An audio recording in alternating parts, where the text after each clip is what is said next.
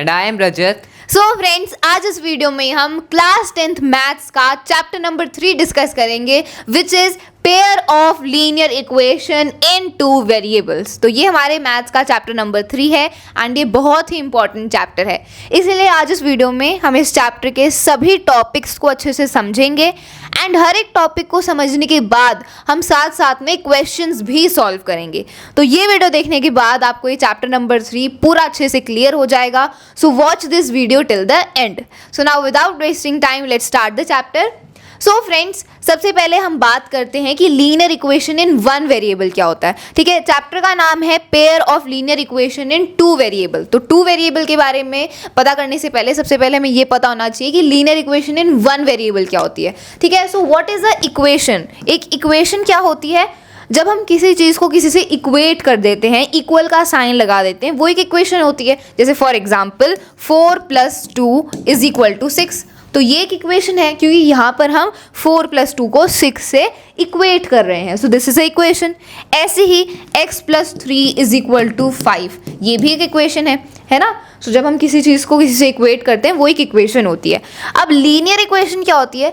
Linear equation ऐसी equation होती है जिसमें वेरिएबल की हाईएस्ट पावर 1 होती है। वेरिएबल क्या होता है? वेरिएबल के बारे में, कांस्टेंट के बारे में हम पहले से ही पढ़ते आ रहे हैं। जिसकी वैल्यू फिक्स नहीं होती वो वेरिएबल होता है एंड जिसकी वैल्यू फिक्स होती है वो कांस्टेंट होता है। जैसे फॉर एग्जांपल जितने भी अल्फ़ाबेट्स हैं x, y, a, b, c, d, in alphabets की वैल्यू को हम खुद असाइन करते हैं। जैसे कभी हम किसी क्वेश्चन में x की वैल्यू 3 असाइन कर देते हैं, x की वैल्यू 7 असाइन कर देते हैं। तो ये जो वेरिएबल्स हैं, ये जो अल्फ़ाबेट्स हैं, इनकी वैल्यू फिक्स नहीं होती, इनकी वैल्यू हम खुद असाइन करते हैं। तो ये वेरिएबल्स होते हैं।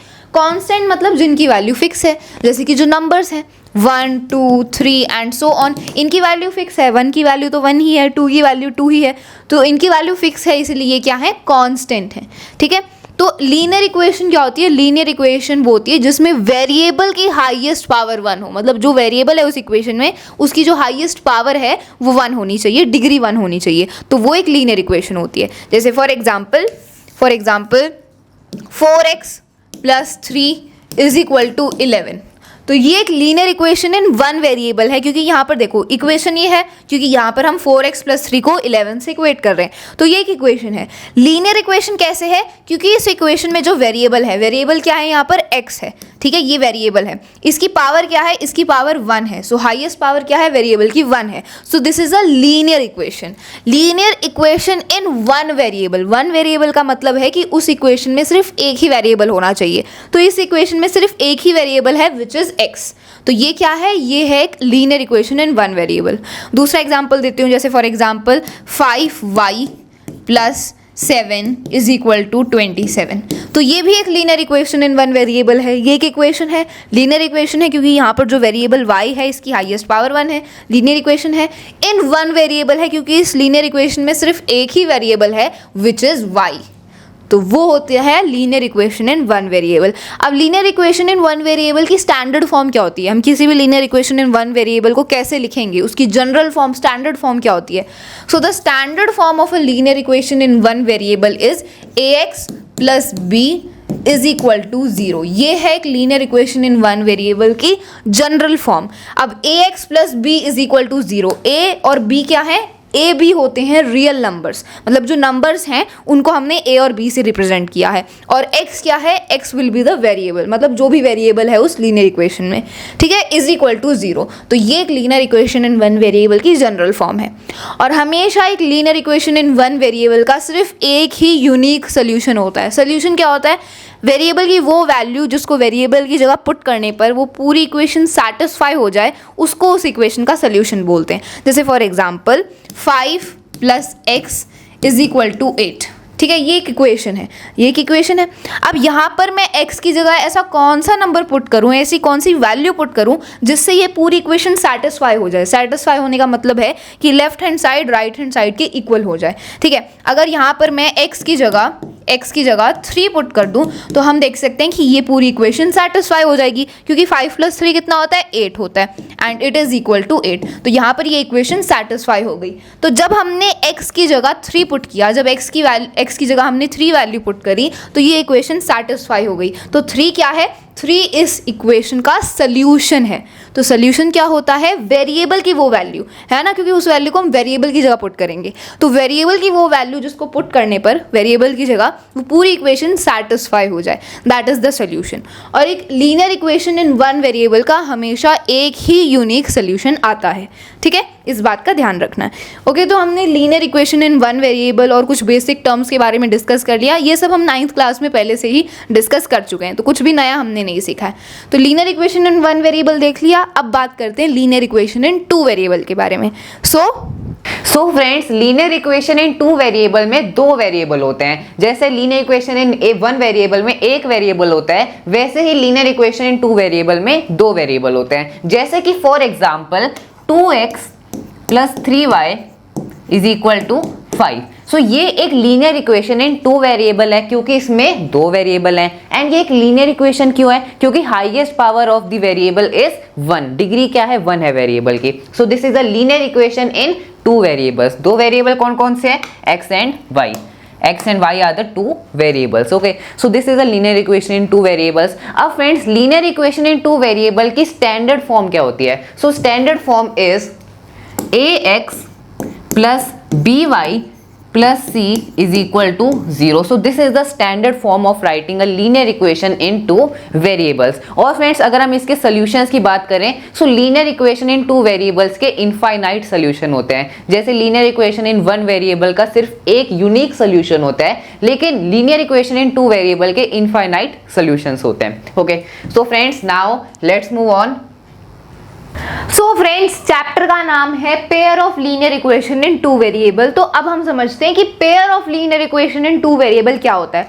सो फ्रेंड्स, पेयर का मतलब क्या होता है, पेयर का मतलब होता है टू, मतलब हम दो linear equation in two variables की यहाँ पर बात कर रहे हैं। So this is we are talking about a pair of linear equation in two variable, ठीक है।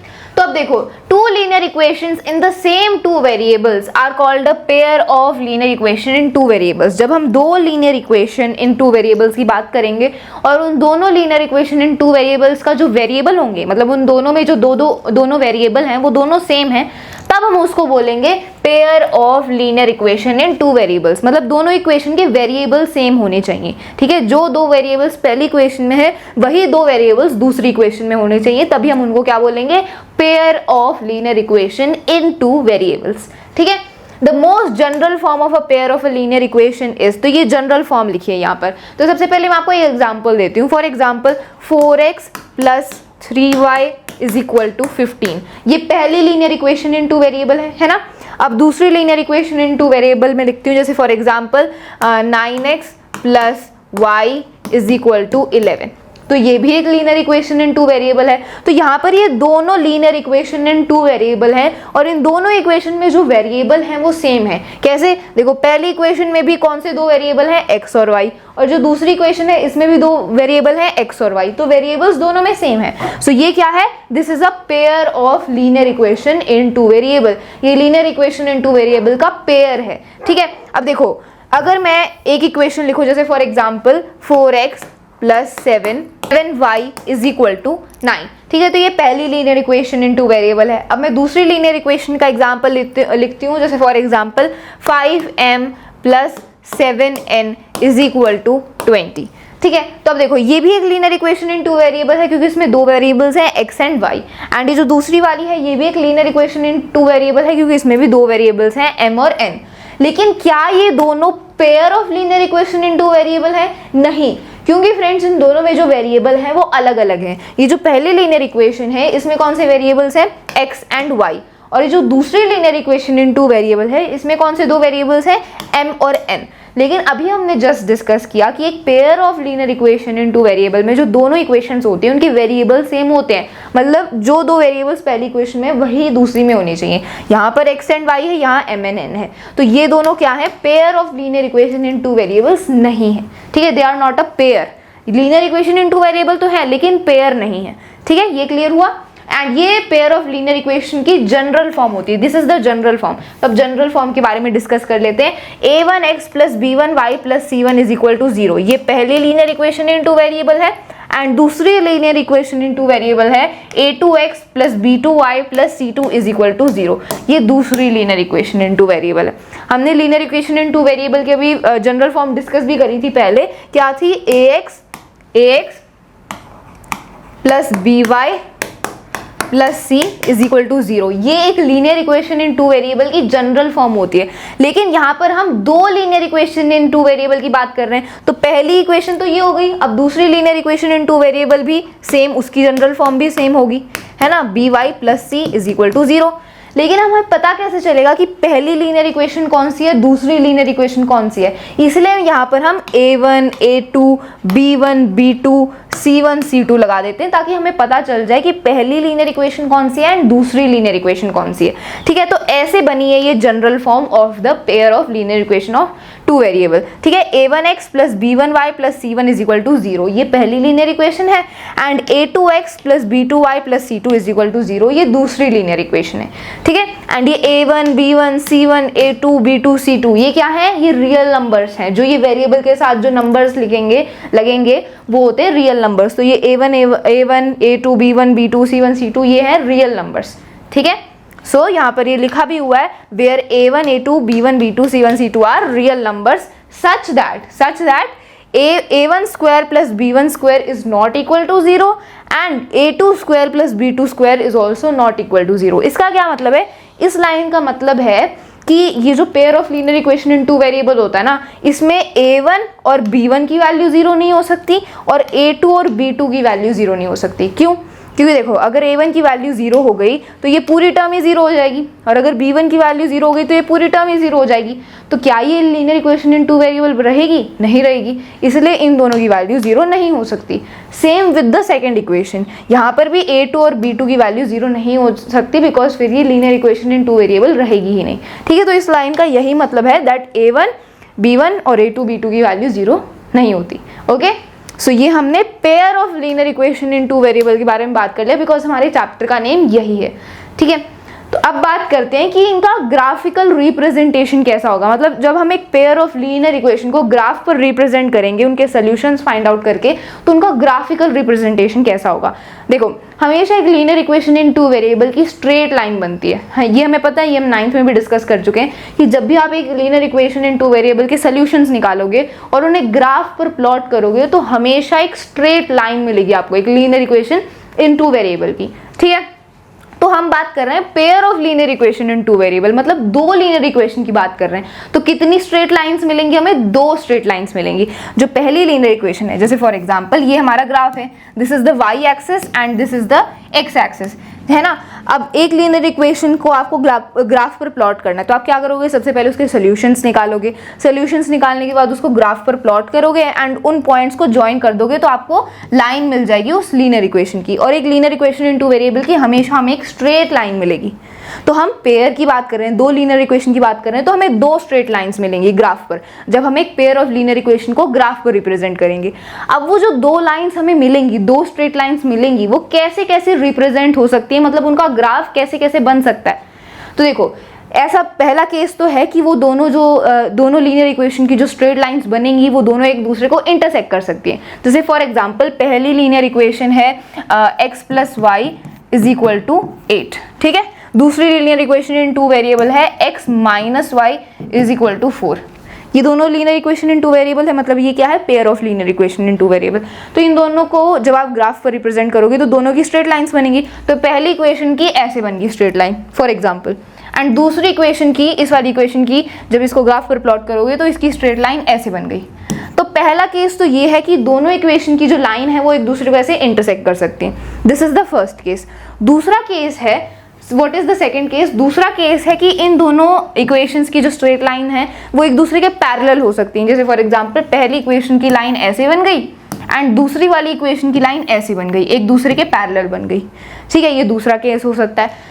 तीसरा केस हो सकता है कि इन दोनों लीनियर इक्वेशन की जो स्ट्रेट लाइन बनेगी ग्राफ पर वो एक दूसरे को कोइंसाइड कर सकती है, मतलब एक के ऊपर एक ओवरलैप कर सकती हैं। कैसे? फॉर एग्जांपल देखो, ये ग्राफ है एंड पहली लीनियर इक्वेशन की लाइन मान लो ऐसे बन गई। ठीक है, ऐसे बन गई। ग्राफ पर। एंड जो दूसरी लीनियर इक्वेशन है उसकी लाइन भी इसी के ऊपर ऐसे बन गई, देखो मैं कलर चेंज करके बताती हूँ, इसी के ऊपर ओवरलैप कर गई, ऐसे बन गई। तो ये क्या है, ये है कोइंसाइड करना, ठीक है। ऐसा भी हो सकता है कि इन दोनों लीनियर इक्वेशंस की जो लाइन बनेगी ग्राफ पर वो एक दूसरे को कोइंसाइड कर सकती हैं, ओवरलैप कर सकती हैं, एक के ऊपर एक हो सकती हैं, ठीक है। तो ग्राफ पर जब हम रिप्रेजेंट करेंगे pair of linear equation in two variables को, तो ये तीन केसेस हो सकते हैं। पहला केस है कि वो एक दूसरे को इंटरसेक्ट कर सकती हैं, दूसरा केस है कि वो दोनों लाइंस एक दूसरे के पैरेलल हो सकती हैं, एंड तीसरा केस है that they can coincide each other, ठीक है। तो यहाँ तक हमने पूरा डिस्कस कर लिया। अब इतना डिस्कस करने के बाद हम एक्सरसाइज 3.1 को सॉल्व कर सकते हैं, एक्सरसाइज 3.1 के क्वेश्चंस को सॉल्व कर सकते हैं। So now let's solve some questions based on what we have studied till now. So the first question is, Aftab tells his daughter, 7 years ago I was 7 times as old as you were then. Also 3 years from now I shall be 3 times as old as you will be. Okay, represent this situation algebraically and graphically. So friends देखो, ये हमारी exercise 3.1 का पहला question है और अब इस question को हम बहुत स्टेप बाय स्टेप समझने वाले हैं। हम बिल्कुल स्टेप बाय स्टेप इसको हम सॉल्व करेंगे। तो देखो रीड करते हैं। पहली लाइन है, Aftab tales his daughter, Aftab अपनी बेटी को कहता है कि 7 years ago 7 साल पहले, I was 7 times as old as you were then, यानी कि 7 साल पहले आफ्ताब की बेटी की जितनी एज थी वो उसका 7 गुना था। He was 7 times as old as his daughter was 7 years ago, 7 साल पहले की बात हो रही है। तो फ्रेंड्स देखो, सबसे पहले हम क्या करेंगे, हम इनकी प्रेजेंट एज, जो इनकी अभी की एज है, उनको लेट कर लेंगे। जैसे कि आफ्ताब की प्रेजेंट एज को मैंने लेट कर लिया x ईयर्स और उसकी बेटी की प्रेजेंट एज को हमने लेट कर लिया y ईयर्स। सो 7 साल पहले की बात हो रही है, फिर हम उसके अकॉर्डिंग चेंजेस करेंगे। ओके, सो सबसे पहले हम करेंगे, let the present age of Aftab be, let the present age of Aftab be x years let कर लेते हैं। Okay, x years. अब फ्रेंड्स हम क्या करेंगे, उसकी बेटी की एज को भी लेट कर लेंगे। So let the present age of, let the present age of Aftab's daughter, Aftab's daughter be y years. Okay, so हमने y ईयर्स उसकी बेटी की प्रेजेंट एज को लेट कर लिया। अब फ्रेंड्स हमारा नेक्स्ट स्टेप क्या होगा, हम अब इस सिचुएशन को, ये जो हमारे को सिचुएशन दी हुई है, इसको अब हम समझेंगे। सो क्या है कि 7 years ago यानी कि 7 साल पहले, तो यहाँ पर हम क्या करेंगे, इसकी प्रेजेंट एज है x ईयर्स, 7 साल पहले यानी कि x माइनस 7, यानी कि मान लो मैं अभी 15 साल का हूं, तो 7 साल पहले मेरी एज कितनी होगी, 15 माइनस 7 मैं करूंगा एंड इट विल बी 8। तो वैसे उसकी प्रेजेंट एज है अभी x, सो 7 साल पहले कितनी होगी, x माइनस 7। वैसे ही उसकी डॉटर की प्रेजेंट एज है y, सो 7 साल पहले उसकी डॉटर की कितनी एज होगी, y माइनस 7। सो यहाँ पर हम वापस से स्टेटमेंट को पढ़ने हैं और फिर उसके हिसाब से हमें चेंजेस करने हैं जो इक्वेशन है हमारी। ओके, सो 7 years ago कोमा डालेंगे और फिर आफ्ताब की एज कितनी हो जाएगी, आफ्ताब की एज कितनी हो जाएगी, x minus 7 years, x minus 7 years, और उसकी बेटी की कितनी एज हो जाएगी, y माइनस 7 ईयर्स। सो आफ्ताब्स, यहाँ पे मैं इसको डायरेक्ट लिख देता हूँ, आफ्ताब्स डॉटर्स एज कितनी होगी, it will B y minus 7 years, y minus 7 years. So friends हमने अभी देखो कहाँ तक क्वेश्चन को सॉल्व कर लिया है कि Aftab tales his daughter 7 years ago I was 7 times as old as you were then। तो यहाँ पर अब हमारा नेक्स्ट स्टेप क्या होगा कि आफ्ताब ने कहा कि 7 साल पहले मैं तुम्हारी एज का 7 गुना था, तो हमने 7 साल उसमें से रिड्यूस कर दिए। अब यहाँ पर 7 गुना उसकी एज थी आफ्ताब की उसकी डॉटर के कंपैरिजन में, तो हम उसकी डॉटर की एज को 7 से मल्टीप्लाई कर देंगे ताकि हम इक्वेशन बना सके। इक्वेशन क्या होती है, दोनों जगह इक्वल होनी चाहिए वैल्यूज। सो इक्वल कब होंगी, जब हम उसकी डॉटर की वैल्यू को 7 से मल्टीप्लाई करेंगे, क्योंकि आफ्ताब की एज तो उसके 7 गुना है, तो जब हम उसकी डॉटर की एज को 7 से मल्टीप्लाई करेंगे तो वो दोनों वैल्यूज जो होंगी वो इक्वल हो जाएंगी। सो यहाँ पर हम आगे यही करने वाले हैं, that we multiply y minus 7 by 7। So इसको मैं रब कर रहा हूँ, सो अब क्वेश्चन को आप फ्रेंड्स आगे फर्दर सॉल्व करते हैं। हमने क्या बनाया था यहाँ पर कि 7 साल पहले आफ्ताब की एज है x-7 और उसकी डॉटर की 7 साल पहले एज है y-7 और यहाँ पर लिखा है 7 साल पहले I was 7 times as old as you, यानी कि x-7 is equal to 7 times y-7। अब इसका यहाँ पर क्या मतलब है, x-7 क्या है, ये आफ्ताब की एज है 7 साल पहले, y-7 क्या है, ये उसकी डॉटर की एज है 7 साल पहले। ओ और यहाँ पर ये इक्वल कब होंगे, यहाँ पर हमने ये इक्वेशन बना दिया और ये इक्वेशन इक्वल कब होगा, जब हम उसकी डॉटर की एज को यानी कि y-7 को 7 से मल्टीप्लाई करेंगे। जैसे कि मान लो मेरी एज अभी है मान लो 15 साल, ओके, और किसी की मान लो किसी की एज है 40 ईयर्स। सो उसको अगर मेरे को उसकी एज की इक्वल करना है, मान लो उसकी एज 60 मान लेते हैं, सो मैं अपनी एज को 4 से मल्टीप्लाई करूंगा, 15 मल्टीप्लाइड बाय 4, तब 60 और 60 इक्वल होगा। तो वैसे यहाँ पर हम उसकी डॉटर की एज को 7 से मल्टीप्लाई कर रहे हैं ताकि वो दोनों इक्वल हो जाए। ओके, सो अब इसको मल्टीप्लाई करते हैं फ्रेंड्स, x-7 7y हो जाएगा ये, एंड -7 49।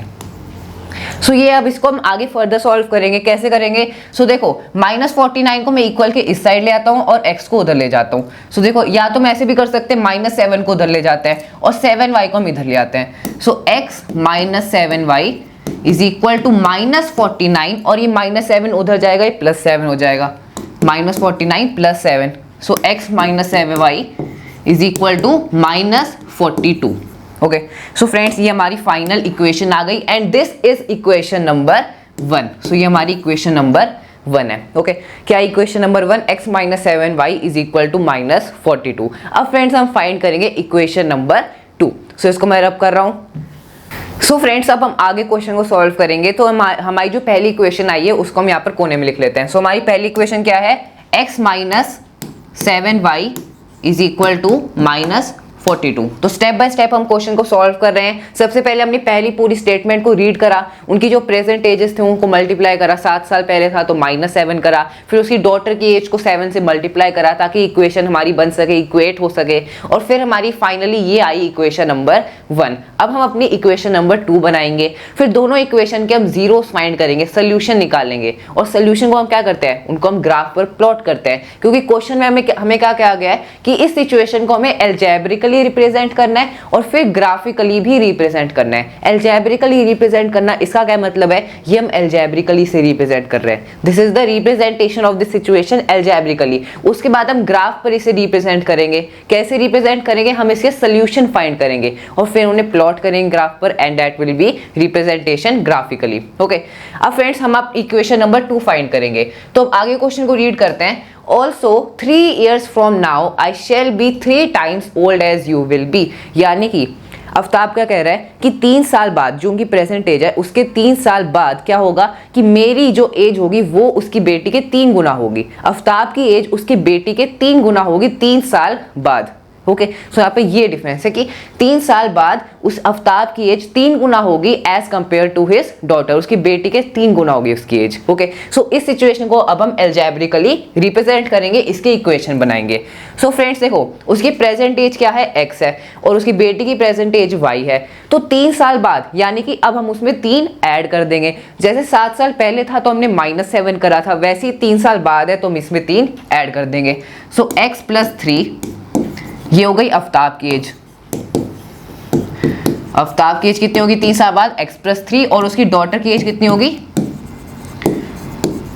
डॉटर की एज हो गई y + 3। ओके, तो यहाँ पे स्टेटमेंट्स लिखना जरूरी है। यहाँ पे मैं थोड़ा रफली लिख रहा हूँ, लेकिन आप जब क्वेश्चन अटेम्प्ट करोगे एग्जाम में तो आपको प्रॉपर्ली स्टेटमेंट वाइज लिखना है। ओके, सो x + 3 और y + 3 की एज है 3 साल बाद। अब आगे पढ़ता है, I shall be 3 times as old as you, 3 times यहाँ पर कह रहे हैं।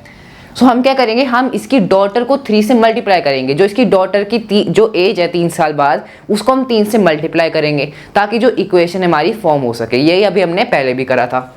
So x + 3 will be equal to, x + 3 will be equal to 3 multiplied by y + 3। So y + 3 क्या है, ये उसकी डॉटर की एज है 3 साल बाद, तो इसको मैंने 3 से मल्टीप्लाई करा और फिर ये किसके इक्वल आ जाएगी, उसकी एज, आफ्ताब की एज के इक्वल आ जाएगी 3 साल बाद। Okay, so x + 3 will be equal to 3y + 9। अब हम क्या करेंगे, +3 को उधर ले जाएंगे और 3y को इधर ले आएंगे। सो ये क्या हो जाएगा हमारा answer, x - 3y is equal to 9 minus 3 क्या होता है 6 होता है। So this is our equation number 2। Equation number 2 क्या है, x minus 3y is equal to 6। इसको यहां पर हम लिख लेते हैं x minus 3y is equal to 6। Okay, so ये हमारी इक्वेशन नंबर 2 हो गई। अब हमारा नेक्स्ट काम क्या है, अब हम इन दोनों इक्वेशन के जीरोस फाइंड करेंगे, सोल्यूशंस फाइंड करेंगे, ताकि जो हमारी इक्वेशन है वो सेटिस्फाई हो, और उसके बाद हम उन सोल्यूशंस को ग्राफ पर प्लॉट करेंगे और हमारी लाइंस फॉर्म होगी, and that will be the representation graphically. यहाँ पर एल्जेब्रिकली बोला है और ग्राफिकली बोला है। एल्जेब्रिकली हमने इन्हें रिप्रेजेंट कर दिया, अब हम इन्हें ग्राफिकली रिप्रेजेंट करेंगे। ओके, सो आप इसे नोट कर सकते हो। Now we will solve the question further. So friends, अब हमने जो दो इक्वेशंस फॉर्म करी है, अब हम इनके सोल्यूशन फाइंड करेंगे। सोल्यूशन कैसे फाइंड करने हैं तो मैं पहले बता देता हूँ। सोल्यूशन आपको छोटे फाइंड करने हैं, उनकी वैल्यू थोड़ी कम होनी चाहिए, ताकि हम ग्राफ पर उनको इजीली रिप्रेजेंट कर सकें। जैसे कि मान लो वैल्यू आ जाए 0 आ जाए 1 2 3 4 5, लेकिन अगर वैल्यू 10 आ रही है 15 आ रही है, थोड़ी बड़ी वैल्यू आ रही है, तो उसको प्लॉट करना उतना ही मुश्किल होगा। तो हमें ट्राई करना है कि हम मतलब कम से कम वैल्यू ला सकें सोल्यूशन उसका, इक्वेशन का। तो अब शुरू करते हैं फ्रेंड्स। सबसे पहली इक्वेशन हमारी x minus 7y is equal to minus 42। तो हम यहाँ पर x की जगह कुछ पुट करेंगे, उससे y की कुछ वैल्यू आएगी, y की जगह फिर हम कुछ पुट करेंगे, फिर x की कुछ वैल्यू आएगी। तो हमें छोटी वैल्यू निकालने की कोशिश करनी है। तो देखो फ्रेंड्स कैसे सॉल्व करते हैं। सबसे पहले हम इक्वेशन नंबर 1 के सोल्यूशन फाइंड करेंगे। तो x minus 7y is equal to minus 42। तो सबसे पहले मैं x की जगह 0 पुट करता हूँ और देखते हैं y की वैल्यू क्या आती है। सो x की जगह मैंने 0 पुट करा, minus 7y is equal to minus 42। Okay, अब कैसे सॉल्व करेंगे। 0 माइनस 7y, ये 0 हट गया, माइनस 7y बच गया, और y की वैल्यू क्या आ गई minus 42 and upon minus 7, minus minus cut, and it will B 7 6 42। तो y की वैल्यू क्या आ गई 6 आ गई, यानी कि जब मैंने x की जगह 0 पुट करा तो y की वैल्यू 6 आई। तो टेबल बना लेते हैं। So this is the table.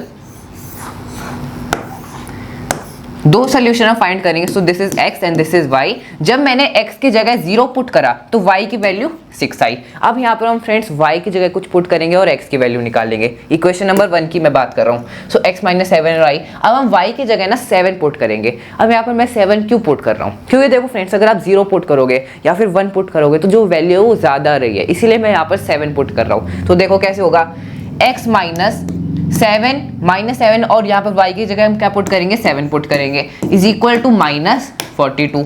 So x minus ये क्या हो गया minus 7 and it will be minus 49 is equal to minus 42। तो x की वैल्यू क्या आ गई माइनस 42 प्लस 49। माइनस 42 प्लस 49 क्या होता है, इट इज 7। तो यहाँ पर पॉजिटिव 7 आंसर आएगा, x इज इक्वल टू 7। तो यहाँ पर हमने क्या करा, जब मैंने y की जगह 7 पुट करा तो x की वैल्यू भी 7 आई, यानी कि y की जगह 7 पुट करने पर x की वैल्यू भी 7 आई। तो हमारे दो सोल्यूशंस आ चुके हैं इस इक्वेशन के, विच इज 0,6। यहाँ पर मैं लिख भी देता हूँ, सोल्यूशन है हमारे 0,6 एंड 7,7। तो इसको मैं रब कर देता हूँ। अब फ्रेंड्स, हमने पहली इक्वेशन के जो इक्वेशन नंबर 1 थी उसके सोल्यूशन फाइंड कर लिए हैं। अब हम इक्वेशन नंबर 2 के सोल्यूशन फाइंड करेंगे। सो आई एम रबिंग दिस। अब हम यहाँ पर इक्वेशन नंबर 2 के सोल्यूशन फाइंड करेंगे, which is x minus 3y is equal to 6। तो x की जगह मैं कुछ पुट करूंगा और फिर y की जगह मतलब ऐसे हमारी वैल्यूज आएंगी जैसे अभी हमने करा। ओके, सो देखो क्या यहाँ पर क्या पुट करें हम, x की जगह सबसे पहले 0 पुट करके देखते हैं। सो x की जगह मैंने 0 पुट करा and minus 3y is equal to 6। So 0 minus यहाँ पर 0 हट जाएगा, और फिर y की वैल्यू आ गई 6 and upon minus 3 into minus 2 6 होता है। सो आप जानते हो माइनस 3 इंटू माइनस 2 क्या होता है, माइनस माइनस प्लस हो जाते हैं, 3 2 ज़ा 6। तो यहाँ पर इसका आंसर आ गया, y की वैल्यू क्या आ गई -2। ओके, तो जब मैंने x की जगह 0 पुट करा तो यहाँ पर एक और टेबल ड्रॉ कर लेते हैं।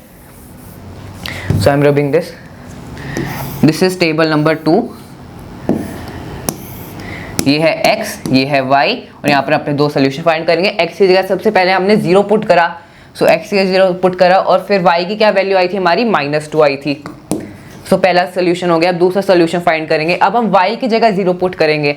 सो y की जगह 0 पुट करने पे देखते हैं x की क्या वैल्यू आती है। सो x माइनस 3 इंटू 0 क्या हो जाएगा, 0 ही हो जाएगा। सो x की वैल्यू हमारी 6 आने वाली है।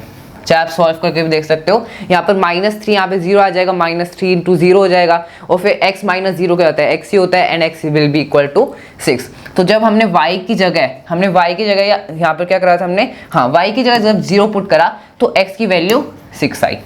तो ये है हमारे इसके दो सोल्यूशन। यहाँ पर आप लिख सकते हो 0, -2 एंड 6, 0। ओके, 6 किसकी वैल्यू है, x की वैल्यू है, 0 y की वैल्यू है। अब फ्रेंड्स ये जो हमारे सोल्यूशंस आए हैं, हर एक इक्वेशन के हमने दो सोल्यूशन फाइंड करे। अब हम इन्हें ग्राफ पर प्लॉट करेंगे और हमें एक स्ट्रेट लाइन मिलेगी, क्योंकि हम जानते हैं लीनियर इक्वेशन टू वेरिएबल के जो ग्राफ पर लाइन होती है वो स्ट्रेट होती है। So now we will draw graph and plot these solutions. Okay, so I am rubbing these two equation. सो फ्रेंड्स अब ये जो दोनों इक्वेशंस हैं इनको मैं नीचे लिख लेता हूँ, क्योंकि हमें इनकी नीड पड़ेगी। सो x माइनस, हमारी पहली इक्वेशन क्या थी, x minus 7y is equal to -42, और दूसरी इक्वेशन थी x minus 3y is equal to 6। So हमारी दो इक्वेशंस थी। अब हम इनके सॉल्यूशंस को ग्राफ पर प्लॉट करेंगे। तो सबसे पहले ग्राफ को ड्रॉ कर लेते हैं। अब सॉल्यूशंस को प्लॉट करेंगे। सबसे पहले x की जगह 0 and y is 6। So x is 0 और y को हमें 6 पर प्लॉट करना है। सो ये हो गया हमारा पहला सॉल्यूशन। यहाँ पर हमने ग्राफ पर प्लॉट कर दिया। यहाँ पर लिख देते हैं 0,6, 0,6 या दूसरे कलर से लिखते हैं। सो इसको रेड से लिख लेते हैं 0,6। ये हमारा पहला सोल्यूशन प्लॉट हो गया। अगला है 7,7। तो x पर हमें 7 पर जाना है और फिर y पर 7 पे। तो ये हमारा सोल्यूशन कुछ बनेगा यहाँ से। ओके, 7,7। ओके, हमने दोनों सॉल्यूशंस यहाँ पर प्लॉट कर दिए, 0,6 एंड 7,7। अब हम इन्हें क्या करना है, ज्वाइन करना है। तो ये हमारी कौन सी इक्वेशन थी, इक्वेशन थी x minus 7y is equal to -42, और ये हमने इसके दोनों सॉल्यूशन को प्लॉट कर दिया है। सो अब हम क्या करेंगे, लाइन को ज्वाइन कर देंगे। सो ये हमारी आ गई लाइन। सो इस बिल्कुल स्ट्रेट लाइन आने वाली जब आप इसे ग्राफ पेपर पर ड्रॉ करोगे। So this is the first line. ये लाइन किस इक्वेशन की है, इक्वेशन है हमारी x minus 7y is equal to -42। तो यहाँ पर आप लाइन पर लिख भी सकते हो x minus 7y is equal to -42। Okay, अब फ्रेंड्स यहाँ पर जो हमारे जो दो सोल्यूशन बच गए हैं दूसरी इक्वेशन के, उन्हें अब हम प्लॉट करेंगे।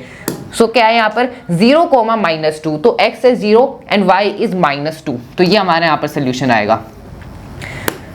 सो this is the first solution, हमने प्लॉट कर दिया। दूसरा है 6,0। तो x पर हमें जाना है 6 पर एंड y इज 0। तो ये आ गया हमारा दूसरा सोल्यूशन। तो इसको ब्रैकेट में लिख भी देते हैं, this is 0, -2 and this is 6,0। Okay, अब लाइन ड्रॉ करेंगे। सो यहाँ पर मैं ऐसे लाइन ड्रॉ कर रहा हूँ।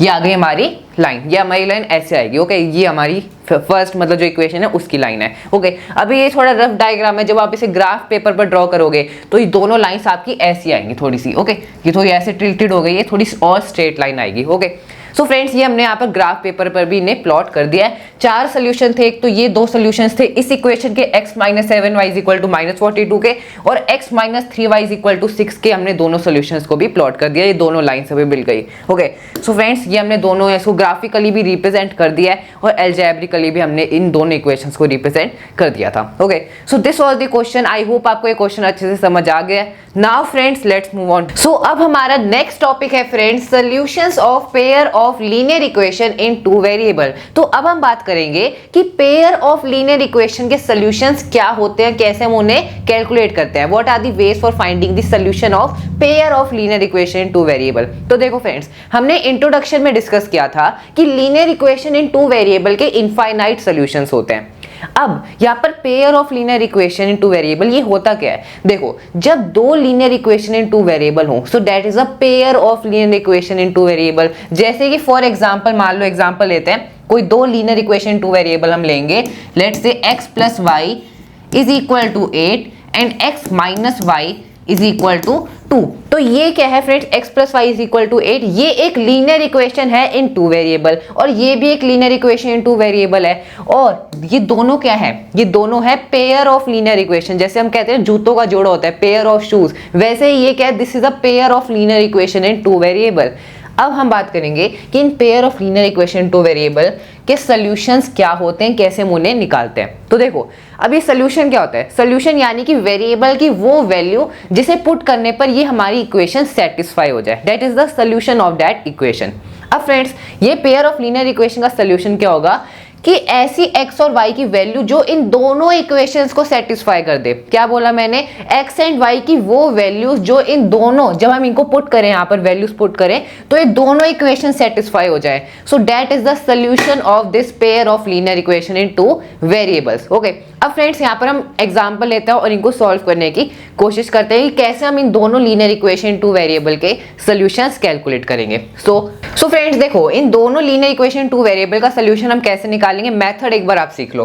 तो मेथड ये है कि आपको इसमें से, जैसे ये मान लो ये इक्वेशन नंबर 1 है और ये इक्वेशन नंबर 2 है, तो equation number 1 minus equation number 2 आपको कर देना है। इक्वेशन नंबर 1 क्या है? x प्लस वाई और इज इक्वल टू 8 हो, थोड़ा डिफरेंट रखते हैं जो इक्वल के इस साइड है, तो पहले x प्लस वाई की बात करते हैं। So x plus y minus x minus y, तो इसे ब्रैकेट में लिख लो x minus Y is equal to, अब 8 माइनस 2 कर लो, 8 माइनस 2, क्योंकि इक्वल के उस साइड है तो राइट हैंड साइड है तो इसको आप उस साइड करो, राइट हैंड साइड, ठीक है।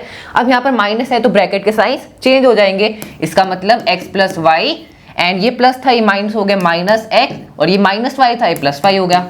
8 माइनस 2 क्या होता है? 6 होता है। सो ये x कट हो गया, y प्लस वाई क्या होता है? 2y होता है। 2y is equal to 6, y की वैल्यू क्या आ गई? 3 आ गई। सो y की वैल्यू हमारी 3 आ गई। अब मैंने यहाँ पर ये सब क्यों करा? मैंने ये सब्ट्रैक्शन क्यों करा? ताकि मेरे पास y की वैल्यू आ जाए, किसी एक वेरिएबल की वैल्यू आ जाए, और अगर एक वेरिएबल की वैल्यू आ गई तो मैं दूसरे वेरिएबल की वैल्यू भी इजीली कैलकुलेट कर लूंगा। कैसे करूंगा? देखो, यहाँ पर y की वैल्यू क्या है? 3 है, तो यहाँ पर क्या है? 3, x plus 3 is equal to 8, x की वैल्यू क्या आ गई? 8 minus 3 is equal to 5, easily calculate हो गई। तो x की वैल्यू क्या आ गई? 5। अब हमारे पास y की भी वैल्यू है और x की भी वैल्यू है। अब हम क्या करेंगे? ये क्या होगा? This is the solution of the pair of the linear equation in two variable. आप टेस्ट करके देख सकते हो। देखो, x की वैल्यू क्या है? 5 है, तो 5 plus 3 is equal to 8 and 8 is equal to 8, hence proved. So यहाँ पर ये जो इक्वेशन थी सेटिस्फाई हो गई। दूसरी इक्वेशन है x minus Y is equal to 2, x क्या है? 5 एंड y है 3, 5 minus 3 is equal to 2, 2 is equal to 2, ये भी प्रूव हो गया। तो यहाँ पर ये 5 और 3 क्या है? This is the solution of this pair of linear equation in two variable. ऐसे हम इस सोल्यूशन कैलकुलेट करते हैं of this pair of linear equation in two variable. So friends, now let's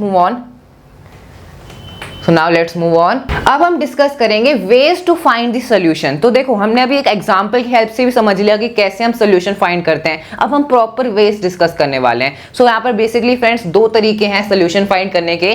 पहला है ग्राफिकल मेथड और दूसरा मेथड है अलजेब्रिक मेथड।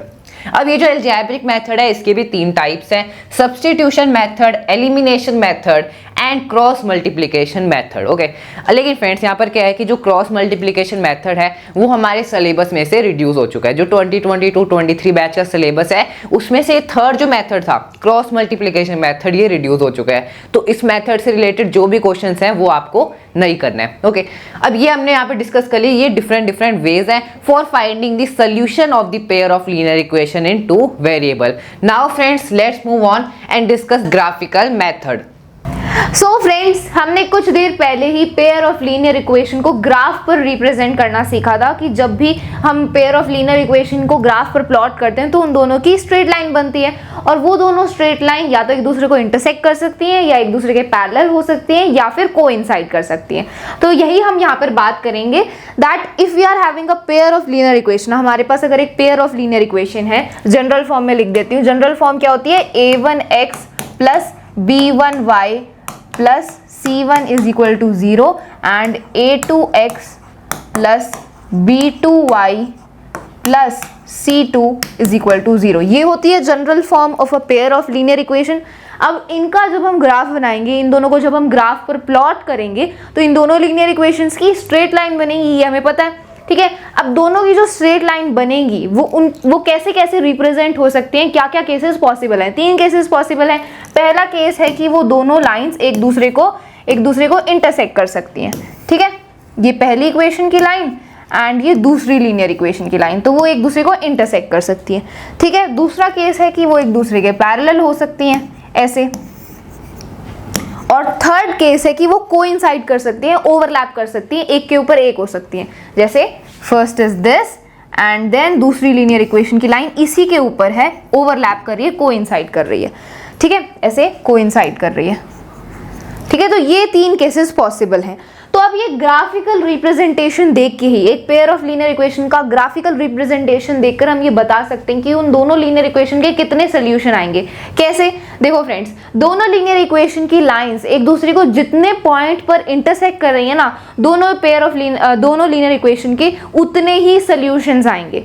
ठीक है, अ पेयर ऑफ लीनियर इक्वेशन की जो लाइन है वो एक दूसरे को जितने पॉइंट्स पर कट कर रही हैं, जितने पॉइंट्स पर इंटरसेक्ट कर रही हैं, उतने ही सॉल्यूशंस आएंगे उस पेयर ऑफ लीनियर इक्वेशन के। कैसे? देखो, अगर एक पेयर ऑफ लीनियर इक्वेशन की लाइंस एक दूसरे को इंटरसेक्ट कर रही हैं तो उन दोनों लीनियर इक्वेशन के, उस पेयर ऑफ लीनियर इक्वेशन का सिर्फ एक ही सोल्यूशन आएगा, बिकॉज जब लाइंस इंटरसेक्ट करती हैं तो वो सिर्फ एक ही पॉइंट पर एक दूसरे को कट करती हैं, है ना। तो यहाँ पर अगर एक पेयर ऑफ लीनियर इक्वेशन की लाइंस एक दूसरे को इंटरसेक्ट कर रही हैं, एक पॉइंट पर एक दूसरे को कट कर रही हैं, तो उन दोनों उस पेयर ऑफ लीनियर इक्वेशन का सिर्फ एक ही सोल्यूशन आएगा। So here we will get one solution. ठीक है, तो क्या कितने सोल्यूशन आएंगे? सिर्फ वन सोल्यूशन आएगा, सिर्फ एक ही सोल्यूशन आएगा, और वो पॉइंट जहां पर ये दोनों एक दूसरे को कट कर रहे हैं। ठीक है, और अगर मान लो एक पेयर ऑफ लीनियर इक्वेशन की जो दोनों लाइंस हैं वो एक दूसरे के पैरेलल हैं, ठीक है, तो पैरेलल लाइंस तो कभी भी मीट नहीं करती हैं, क्योंकि पैरेलल के बीच में तो डिस्टेंस हमेशा सेम रहता है, तो पैरेलल लाइंस कभी भी एक दूसरे को मीट नहीं करती, ये कभी भी एक दूसरे से इंटरसेक्ट नहीं करती। इसका मतलब है कि उस पेयर ऑफ लीनियर इक्वेशन का एक भी सोल्यूशन नहीं आएगा, क्योंकि ये लाइंस कभी भी एक दूसरे को इंटरसेक्ट करेंगी ही नहीं, और अगर ये किसी पॉइंट पर भी एक दूसरे को इंटरसेक्ट नहीं करेंगी तो उस पेयर ऑफ लीनियर इक्वेशन का एक भी सोल्यूशन नहीं आएगा। सो इस केस में हमें नो सोल्यूशन, मतलब एक भी सोल्यूशन नहीं मिलेगा। ठीक है, और अब मान लो तीसरा केस है कि अगर एक पेयर ऑफ लीनियर इक्वेशन की जो दोनों लाइंस हैं वो एक दूसरे को कोइंसाइड कर रही हैं, एक के ऊपर एक हैं, तो कितने सॉल्यूशंस आएंगे उस पेयर ऑफ लीनियर इक्वेशन के? इनफाइनाइट सॉल्यूशंस आएंगे, क्योंकि यहाँ पर अब ये जो दोनों लाइंस हैं ये एक दूसरे को इनफाइनाइट पॉइंट्स पर इंटरसेक्ट कर रही हैं, क्योंकि लाइन एक के ऊपर एक है, तो इनफाइनाइट पॉइंट्स पर एक दूसरे को वो कट कर रहे हैं, इनफाइनाइट पॉइंट्स पर मीट कर रहे हैं, इसलिए इस केस में उस पेयर ऑफ लीनियर इक्वेशन के इनफाइनाइट सॉल्यूशंस आएंगे। कितने? Infinite solutions. ठीक है, इनफाइनाइट सॉल्यूशंस। ओके, सो ऐसे ग्राफ बना के हम पता कर सकते हैं कि एक पेयर ऑफ लीनियर इक्वेशन के कितने सॉल्यूशंस आएंगे। जब इंटरसेक्ट कर रही है तो उस पेयर ऑफ लीनियर इक्वेशन का एक ही सॉल्यूशन आएगा, अगर पैरेलल है तो एक भी सॉल्यूशन नहीं आएगा, और अगर कोइंसाइड कर रही हैं दोनों लाइंस तो इनफाइनाइट सॉल्यूशंस आएंगे। ठीक है, तो यही है graphical representation, graphical method of finding out the solutions of a pair of linear equation. ठीक है, जितने पॉइंट्स पर इंटरसेक्ट करें वही सॉल्यूशंस होते हैं उस पेयर ऑफ लीनियर इक्वेशन के। ठीक है, अब यही बात आगे यहाँ पर रिटन में भी लिखी हुई है, जैसे यहाँ पर आप देख सकते हो। फर्स्ट केस क्या था? इंटरसेक्ट करने वाला केस था, कि जब लाइंस एक दूसरे को इंटरसेक्ट करती हैं। सो द लाइंस में intersect in a single point, intersecting lines तो एक दूसरे को एक ही पॉइंट पर कट करेंगी तो एक ही सोल्यूशन आएगा। In this case the pair of equations has a unique solution, मतलब एक ही सोल्यूशन होता है। ठीक है, और जब एक पेयर ऑफ लीनियर इक्वेशन का सिर्फ एक ही सोल्यूशन आता है तो उसको हम बोलते हैं कंसिस्टेंट पेयर ऑफ इक्वेशंस। वो दोनों इक्वेशंस क्या है? कंसिस्टेंट पेयर ऑफ इक्वेशन है। ठीक है, ये पहला केस हो गया। दूसरा केस क्या था? द लाइंस में भी पैरेलल, लाइंस पैरेलल हो सकती हैं, तो उस केस में एक भी सोल्यूशन नहीं आएगा। In this case the equations have no solution. ठीक है, और जब एक पेयर ऑफ लीनियर इक्वेशन के एक भी सोल्यूशन नहीं आता तो उसको हम बोलते हैं इनकंसिस्टेंट पेयर ऑफ इक्वेशन। उन दोनों लीनियर इक्वेशन को हम इनकंसिस्टेंट पेयर ऑफ इक्वेशन बोलेंगे। ठीक है, तीसरा केस क्या था कि लाइंस कोइंसाइड कर सकती हैं, कोइंसिडेंट हो सकती हैं, द लाइंस में भी कोइंसिडेंट। इस केस में, इन this case the equations have infinitely many solutions, infinite solutions होंगे। ठीक है, और जब एक पेयर ऑफ लीनियर इक्वेशन के इनफाइनाइट सॉल्यूशन होते हैं तो उसको हम बोलते हैं डिपेंडेंट या फिर कंसिस्टेंट पेयर ऑफ इक्वेशन। ठीक है, तो ये तीन केसेस थे।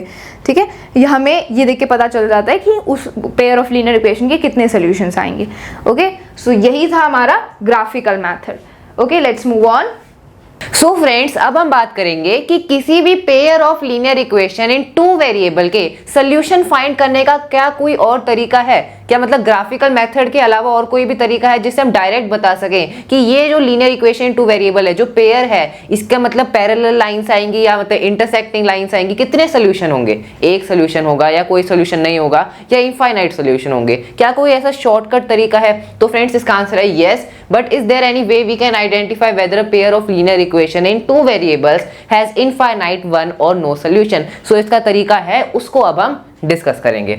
सो फ्रेंड्स देखो, ये हमने डिस्कस करना है कि मान लो कि ये हमारे पेयर ऑफ लीनियर इक्वेशन है, ये this is the pair of linear equation. Okay, अब यहाँ पर पहला पॉइंट है इंटरसेक्टिंग देन, यानी कि जो हमारी लाइंस बनेगी pair of linear equation two variable की, जो ग्राफ पर लाइंस बनेंगी वो इंटरसेक्टिंग होंगी अगर a1 upon a2 is not equal to b1 upon b2। a1 और a2 क्या है? This is the coefficient of x variable. ये जो पेयर ऑफ लीनियर इक्वेशन है इसमें जो x वेरिएबल है उसका जो कोएफिशिएंट है a1 अपॉन a2, इनका जो रेशियो होगा यानी कि इनको जो आप डिवाइड करोगे, अगर वो b1 अपॉन b2 के इक्वल नहीं आता है तो जो उसकी ग्राफ पर लाइंस बनेंगी ना pair of linear equation two variable की, वो इंटरसेक्टिंग बनेंगी, यानी कि ऐसी लाइंस बनेंगी।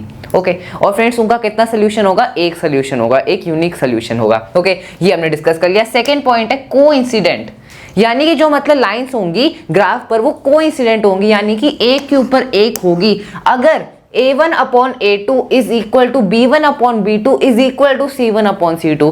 b1 अपॉन a का तो आपको पता है, ये c क्या है? c is the constant. यहाँ पर जो आप देख सकते हो c1 c2 ये कांस्टेंट वैल्यू है इस pair of linear equation two variable में। ओके, तो अगर इन तीनों का रेशियो इक्वल आता है, अगर इन तीनों का रेशियो इक्वल आता है, मतलब आप लीनियर इक्वेशन को देख के जस्ट इनको यहाँ पर डिवाइड करके इनका रेशियो पुट करके अगर वो इक्वल आता है तो आप बता सकते हो कि ग्राफिकल मेथड में इनकी जो लाइंस बनेंगी, सोल्यूशन की जो लाइन बनेगी वो कोइंसिडेंट बनेगी, यानी कि कोइंसाइड कर जाएंगे, एक के ऊपर एक, ओवरलैप। ओके, और फ्रेंड्स होंगे कितने सोल्यूशन होंगे? इनफाइनाइट सोल्यूशन होंगे उस pair of linear equation two variables के। सो ये यहाँ पर हमने डिस्कस कर लिया। अब थर्ड पॉइंट है पैरेलल, यानी कि जो लाइंस बनेंगी ग्राफ पर वो पैरेलल होंगी अगर a1 upon a2 is equal to b1 upon b2 but is not equal to c1 upon c2, यानी कि जो a1 और a2 और b1 b2 का जो रेशियो है वो इक्वल है लेकिन c1 और c2 के इक्वल वो नहीं है। तो यहाँ पर जो लाइंस बनेंगी वो पैरेलल बनेगी, और पैरेलल लाइंस बनती है इसका मतलब कितने सोल्यूशन होंगे? उसका कोई भी सोल्यूशन नहीं होगा। ओके, सो फ्रेंड्स यहाँ पर हमने तीनों के तीनों पॉइंट्स डिस्कस कर लिए हैं, और ये है shortcut method for telling whether the, मतलब उसके कितने सोल्यूशन होंगे? एक सोल्यूशन होगा, कोई भी सोल्यूशन नहीं होगा, या इनफाइनाइट सोल्यूशंस होंगे। ओके, सो ये हमारा शॉर्टकट मेथड था। आपको जस्ट यहाँ पर रेशियो फाइंड करना है और उनकी वैल्यूज पुट करनी है। Okay, so friends I hope आपको ये टॉपिक भी अच्छे से समझ आ गया है। Now let's move on. So friends, now let's solve a question. अब हम question solve करेंगे. So first question है on comparing the ratios a1 a2 and b1 b2 and c1 c2, find out whether the lines representing the following pairs of linear equations intersect at a point, are parallel और coincident. तो अभी जो हमने discuss किया था कि हम ऐसे रेशियोज फाइंड आउट करके ये बता सकते हैं कि किसी भी पेयर ऑफ लीनियर इक्वेशन की जो लाइंस बनेंगी वो एक दूसरे को इंटरसेक्ट करेंगी, पैरेलल होंगी या कोइंसिडेंट होंगी, है ना? अभी हमने डिस्कस किया था। तो सेम हमें इन दोनों ये जो पेयर ऑफ लीनियर इक्वेशंस हमें गिवन है इनका हमें ये रेशियोज फाइंड आउट करना है, और ये रेशियो फाइंड आउट करके हमें ये पता करना है कि इनकी जो लाइन बनेगी, in pair of linear equation की जो लाइन बनेगी वो इंटरसेक्ट करेगी एक दूसरे को, पैरेलल होगी या कोइंसिडेंट होगी। ठीक है, तो हमें निकालना आता है रेशियो। हम क्या करेंगे, हम क्या करते हैं, a1 a2 b1 divided by b2 and c1 divided by c2, इसका रेशियो निकालते हैं, है ना? तो सबसे पहले फर्स्ट क्वेश्चन की बात करते हैं। तो ये हमारा क्वेश्चन है, सबसे पहली linear equation in two variable है 5x minus 4y plus 8 is equal to 0। दूसरी linear equation in two variable है 7x plus 6y minus 9 is equal to 0। तो a1 क्या है? a1 होता है पहली इक्वेशन में जो x का कोएफिशिएंट है, तो यहाँ पर x का कोएफिशिएंट 5 है, तो a1 की वैल्यू क्या है? a1 की वैल्यू 5 है। अगर इस पेयर ऑफ लीनियर इक्वेशन को आप जनरल फॉर्म से कंपेयर करोगे तो आपको ये सारी वैल्यूज मिल जाएंगी, है ना? तो a1 की वैल्यू है 5, सो it is 5 divided by a2 की वैल्यू क्या है? a2 है x का कोएफिशिएंट सेकंड इक्वेशन में, तो it is 7, so 5 divided by 7, ये a1 a2 का रेशियो आ गया। ठीक है, अब b1 b2 फाइंड आउट करते हैं। तो b1 क्या है? b1 है -4, है ना? y का कोएफिशिएंट फर्स्ट इक्वेशन में -4 है, and b1 and divided by b2 क्या है? y का कोएफिशिएंट सेकंड इक्वेशन में, तो यहाँ पर क्या है? 6 है, सो -4 divided by 6, b1 divided by b2, तो ये कितना आएगा? -4 डिवाइडेड बाय 6, इसको कैंसिल करेंगे तो ये -2 डिवाइडेड बाय 3 आ जाएगा। तो क्या 5/7 -2/3 के इक्वल है? नहीं है, it is not equal to each other. 5/7 -2/3 के इक्वल नहीं है। इसका मतलब क्या है कि a1 a2 और b1 b2 का जो रेशियो है ये इक्वल नहीं है, ये केस है। ठीक है। ये जो फर्स्ट क्वेश्चन है इसमें ये वाला केस हो रहा है कि जो A1 A2 का रेशियो है वो B1 B2 के रेशियो के इक्वल नहीं है। तो हमने डिस्कस किया था कि जब ऐसा होता है इसका मतलब क्या है कि उस पेयर ऑफ लीनियर इक्वेशन की जो लाइन बनेगी वो एक दूसरे को एक पॉइंट पर इंटरसेक्ट करेंगी। ठीक है, तो ये फर्स्ट पार्ट का आंसर है that they will intersect each other at a point. So first part में ये एक दूसरे को इंटरसेक्ट करेंगे और सिर्फ इन दोनों इक्वेशन का एक ही सोल्यूशन आएगा। ठीक है, so the answer is intersect. ठीक है, मैं इसको इरेज कर रही हूँ। ये जस्ट हमें रेशियोज फाइंड आउट करके हम ये पता कर सकते हैं कि इनकी लाइन कैसे बनेगी ग्राफ पर। ठीक है, अब ऐसे ही सेकंड पार्ट को हम सॉल्व करेंगे। तो यहाँ पर भी रेशियो फाइंड आउट करते हैं A1 A2 B1 B2 और C1 C2 का। तो A1 A2 ये है A1 ये है A2, इन दोनों का रेशियो क्या आएगा 6/2। ठीक है, ये A1 A2 हो गया। देन B1 B2 क्या है, ये -3 एंड ये -1, तो -3 divided by -1। And C1 C2 क्या है, C1 C2 देखो ये C है, ये C1 है 10 एंड C2 है ये 9, तो ये आ जाएगा 10 डिवाइडेड बाय 9। तो ये A1 A2 है, ये B1 बाय B2 है, ये C1 बाय C2 है। अब इसको सॉल्व कर लेते हैं और देखते हैं कि क्या ये एक दूसरे के इक्वल है। तो देखो 6/2 को जब हम कैंसिल करेंगे तो ये कैंसिल हो जाएगा, ये कितना आएगा 3 आ जाएगा। मतलब A1 A2 का रेशियो आ गया हमारे पास 3 इज इक्वल टू, अब ये देखो -3 डिवाइडेड बाय -1, तो माइनस माइनस कैंसिल हो गया एंड डिनोमिनेटर में 1 होता है तो उसका कोई मतलब नहीं होता, उसका मतलब उससे कोई फर्क नहीं पड़ता। इसको हम डायरेक्ट 3 भी लिख सकते हैं। तो B1 B2 का रेशियो भी हमारे पास कितना आ गया 3 आ गया। तो A1 A2 और B1 B2 एक दूसरे के इक्वल हैं। अब C1 C2 देखते हैं। C1 C2 कितना है 10 डिवाइडेड बाय 9, तो क्या 3 10/9 के इक्वल है, नहीं है। इसका मतलब क्या है, इसका मतलब है कि A1 A2 और B1 B2 तो एक दूसरे के इक्वल है, लेकिन B1 B2 C1 C2 के इक्वल नहीं है। ठीक है, तो इसका मतलब है कि ये जो इसमें इन दोनों लीनियर इक्वेशन की जो लाइन बनेगी वो एक दूसरे के पैरेलल होंगी, they will be parallel to each other. एक भी सोल्यूशन नहीं आएगा इस पेयर ऑफ लीनियर इक्वेशन का।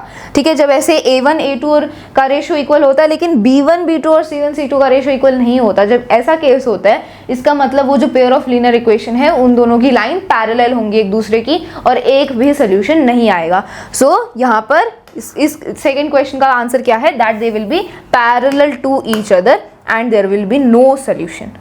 ठीक है, तो सिंपल हमें रेशियो फाइंड आउट करके हम पता कर सकते हैं। जो अभी हमने सीखा उसी का एप्लीकेशन है। तो ये था हमारा फर्स्ट क्वेश्चन। आई होप आपको समझ आ गया है। Now let's move on towards the next topic.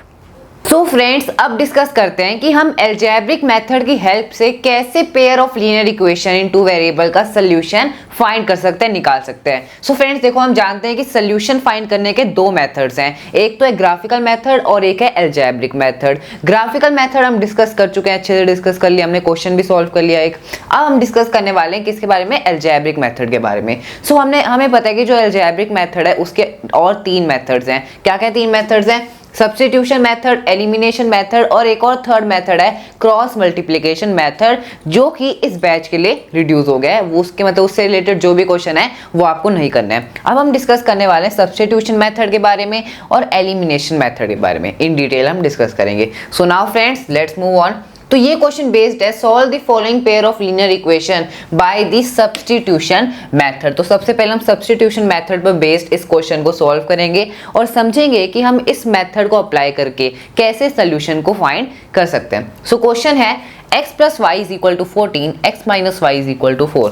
तो देखो यार, सबसे पहले तो ये है कि जो सब्स्टिट्यूशन मेथड है, सब्स्टिट्यूट करना क्या मतलब होता है कि मान लो सब्स्टिट्यूट मतलब इसका एक वर्ड में मीनिंग है रिप्लेस करना, यानी कि एक चीज की जगह दूसरी चीज का यूज करना, उसकी जगह रिप्लेस कर देना। सो that is the meaning of substitution. अब इस सब्स्टिट्यूशन में मेथड में हम क्या करते हैं कि हम वेरिएबल्स को रिप्लेस कर देते हैं। जैसे y की जगह मैंने x को रिप्लेस कर दिया जो x की वैल्यू है, और ऐसे इसकी वजह से हम इसकी हेल्प से हम क्या करते हैं, दोनों वेरिएबल्स की वैल्यू को फाइंड करते हैं, उनकी वैल्यू को रिप्लेस करके। कैसे करते हैं अब हम ये समझेंगे। तो देखो यार, सबसे पहले यहाँ पर फ्रेंड्स 2 लीनियर इक्वेशन दी गई हैं। तो एक तो ये हमारी लीनियर इक्वेशन इन 2 वेरिएबल और ये हमारी दूसरी लीनियर इक्वेशन इन 2 वेरिएबल है। तो सबसे पहले हम क्या करेंगे कि मान लो कि मुझे x की वैल्यू चाहिए, तो मैंने डिसाइड करा कि मैं x की वैल्यू निकालूंगा। तो x को मैं यही रहने दूंगा और y को इस साइड शिफ्ट कर दूंगा। तो let's say x = 14 - y। Okay, so x की मुझे वैल्यू चाहिए थी, मैंने आप कोई भी दूसरा वेरिएबल ले लो, y ले लो, तो y यहाँ पे रहेगा, x उधर चला जाएगा, 14 माइनस x हो जाएगा, एक ही बात है, यहाँ पर मैंने x ले लिया, so x is equal to 14 minus y, तो x की वैल्यू क्या आ गई, 14 माइनस वाई आ गई। अब दूसरी इक्वेशन को देखो, यहाँ पर x minus Y is equal to 4, और अभी हमने निकाला कि x किसके इक्वल है, 14 माइनस वाई की इक्वल है, तो यहाँ पर x की जगह मैं क्या पुट कर दूंगा, 14 माइनस वाई पुट कर दूंगा, और इसकी हेल्प से हम y की वैल्यू निकालेंगे। तो देखो कैसे करेंगे, यहाँ पे x की जगह मैं क्या पुट करने वाला हूँ, जब भी हमने वैल्यू निकाली 14 minus y, so 14 minus y इसे ब्रैकेट में कर देते हैं, then minus Y is equal to 4, bracket खोलेंगे, 14 माइनस वाई क्या हो जाएगा, 14 minus 2y is equal to 4। Okay, अब माइनस 2y है, इसका क्या करते हैं, 14 को हम इधर शिफ्ट कर देते हैं, so minus 2y is equal to 4 minus 14, 4 minus 14 क्या होगा, it will be minus 10, so यहाँ पर डायरेक्ट लिख लेते हैं माइनस 10,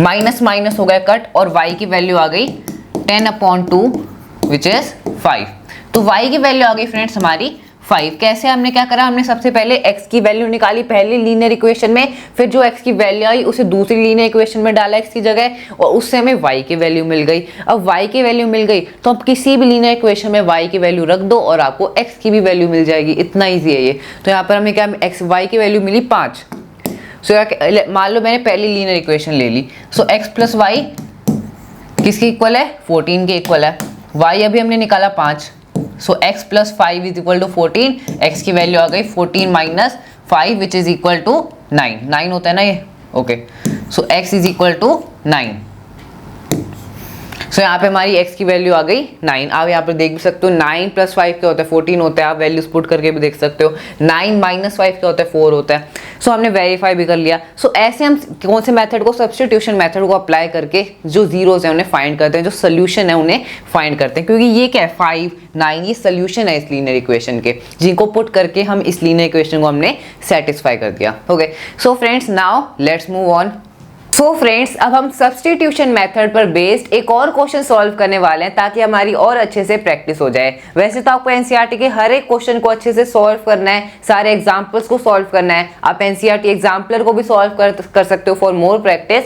सो अब ये देखो हम क्वेश्चन को रीड करते हैं। सो क्वेश्चन है, the larger of the two supplementary angles exceeds the smaller by 18 degrees, find them. तो देखो दो एंगल्स हैं, दोनों ही सप्लीमेंट्री एंगल है। सप्लीमेंट्री एंगल्स क्या होते हैं, ऐसे एंगल्स जिनको ऐड करने पर उनका सम किसके इक्वल आए, 180 डिग्री के इक्वल आए, they are known as supplementary angle. जरूरी नहीं है कि दो ही एंगल्स हों, 10 एंगल भी हो सकते हैं, अगर उनका सम 180 डिग्री के इक्वल है सो they are supplementary angle.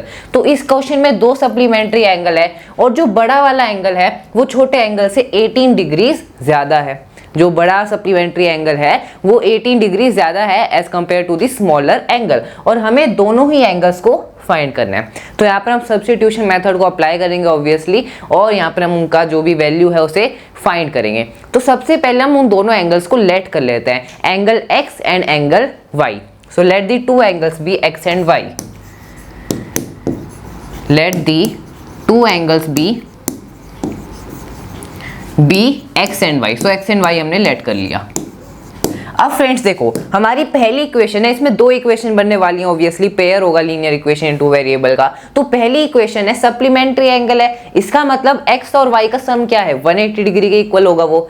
So x plus y किसके इक्वल है, 180 डिग्री के। सो ये हमारी पहली इक्वेशन है। अब इस इक्वेशन से सबसे पहले हम क्या करते हैं, x की वैल्यू निकाल लेते हैं। आप y की भी निकाल सकते हो, जैसे हमने करा, मैंने यहाँ पर x को यहाँ पर रख लिया और y को उधर शिफ्ट कर दिया, तो x किसके इक्वल आ गया, 180 डिग्री माइनस y। ठीक है, अब दूसरी इक्वेशन बनाते हैं। सो दूसरी इक्वेशन कैसे फॉर्म होगी, देखो यहाँ पर एक और इन्फॉर्मेशन दी है कि जो बड़ा एंगल है सप्लीमेंट्री वो उससे 18 डिग्री ज्यादा है as compare to the smaller one. इसका मतलब अगर जो बिगर एंगल है minus the smaller angle, it will be equal to 18। यानी कि देखो मान लो कि एग्जांपल लेते हैं 5 और 10 है, तो 10 5 से 5 ज्यादा है, तो 10 माइनस 5 किसके इक्वल है, 5 के इक्वल। आप ऐसे नॉर्मल एग्जांपल ले सकते हो। सो इसका मतलब हमने यहाँ पर जो बड़ा एंगल है, बड़े एंगल को हमने क्या लेट करा है, x लेट करा है, और जो स्मॉलर एंगल है उसको हमने लेट कर लिया y। ठीक है, यानी कि x minus y is equal to 18 degree. यहाँ पे मैं ये कह रहा हूँ x क्या है, x बड़ा एंगल है और उसमें से मैंने छोटे एंगल को सब्ट्रैक्ट करा तो 18 डिग्री के इक्वल है। यहाँ पर लिखा हुआ है कि जो लार्जर एंगल है that exceeds the smaller by 18 degree, so x minus Y is equal to 18। और अभी हमने x की वैल्यू निकाली which is 180 degree minus y. इसका मतलब यहाँ पर मैं x की जगह 180 डिग्री माइनस वाई पुट कर देता हूँ। So 180 degree minus Y is equal to 18। Minus y यानी कि minus 2y। 180 minus 2y is equal to 18। अब फ्रेंड्स हमारा नेक्स्ट स्टेप क्या होगा, नेक्स्ट में हम क्या करेंगे, माइनस 2y को उधर शिफ्ट कर देंगे, वो पॉजिटिव 2y हो जाएगा। 18 को इधर ले आएंगे, 180 डिग्री माइनस 18 हो जाएगा। 180 डिग्री माइनस 18 क्या होता है, इट इज इक्वल टू 162। सो 162 किसके इक्वल आ जाएगा, ये इधर गया माइनस 2y उधर गया, सो 2y। y की वैल्यू आ गई 162 डिवाइडेड बाय 2 कितना होता है, 2 8 and 81 degree. This is the final answer. यहाँ पे हमारी क्या वैल्यू आ गई, किसकी वैल्यू आई है, y की वैल्यू आ गई है 81 डिग्री। अब फ्रेंड्स यहाँ पर y की वैल्यू आ गई है तो हम इक्वेशन में पुट करके x की वैल्यू भी निकाल लेंगे। जैसे कि x प्लस वाई किसके इक्वल है, x प्लस वाई 180 डिग्री के इक्वल है, या आप इस इक्वेशन का भी यूज कर सकते हो 180 डिग्री माइनस जैसे इसका यूज करते हैं। x is equal to 180, y की वैल्यू क्या है 81। 180 माइनस 81 क्या होता है, 99 होता है। सो x की वैल्यू आ गई 99 डिग्री। ठीक है, तो x की वैल्यू है 99 डिग्री, 80 गया एंड 199 डिग्री आ गया। y की वैल्यू है 81 डिग्री। ओके, तो x और y दोनों की वैल्यू हमने निकाल लिया, आप इसे नोट कर सकते हो। बहुत ही इजी क्वेश्चन था, हमने यहाँ पर जस्ट उन्हें लेट करा, दोनों इक्वेशंस बनाई। सबसे पहले हमने x की वैल्यू निकाल ली, फिर उसको दूसरी इक्वेशन में पुट करा x की वैल्यू को, उसकी हेल्प से फिर हमने y की निकाली। y की आ गई तो इजीली x की वैल्यू भी आ जाएगी। तो ये यहाँ पर इजी क्वेश्चन था, हमने सब्स्टिट्यूशन मेथड का यूज करा और इसका आंसर कैलकुलेट किया। Now friends let's move on. So friends, now we are going to discuss about elimination method. हमने substitution method से देख लिया कि कैसे किसी भी पेयर ऑफ लीनियर इक्वेशन के substitution method से सोल्यूशन निकालते हैं। अब हम elimination method से देखेंगे, elimination method से सीखेंगे कि कैसे हम किसी भी पेयर ऑफ लीनियर इक्वेशन के सॉल्यूशंस निकालते हैं। ठीक है, तो क्वेश्चन को सॉल्व करके ही हमें समझ में आएगा कि कैसे एलिमिनेशन मेथड से हम सोल्यूशन निकालते हैं। ठीक है, so this is the first question, solve the following pair of linear equation by the elimination method. तो ये दो लीनियर इक्वेशन हमें गिवन है। पहली इक्वेशन है x plus Y is equal to 5 and दूसरी लीनियर इक्वेशन है 2x minus 3y is equal to 4। ठीक है, this is the first equation, this is the second equation. ठीक है, तो अब हम क्या करेंगे, एलिमिनेशन मेथड से करेंगे। तो एलिमिनेशन मेथड में हम क्या करते हैं, एलिमिनेशन मेथड में हम एक किसी टर्म के कोएफिशिएंट को सेम करते हैं। जैसे देखो कोएफिशिएंट क्या होता है, वेरिएबल के साथ जो नंबर लगा होता है दैट इज द कोएफिशिएंट। तो यहाँ पर पहली इक्वेशन में x का कोएफिशिएंट क्या है, 1 है एंड यहाँ पर x का कोएफिशिएंट 2 है।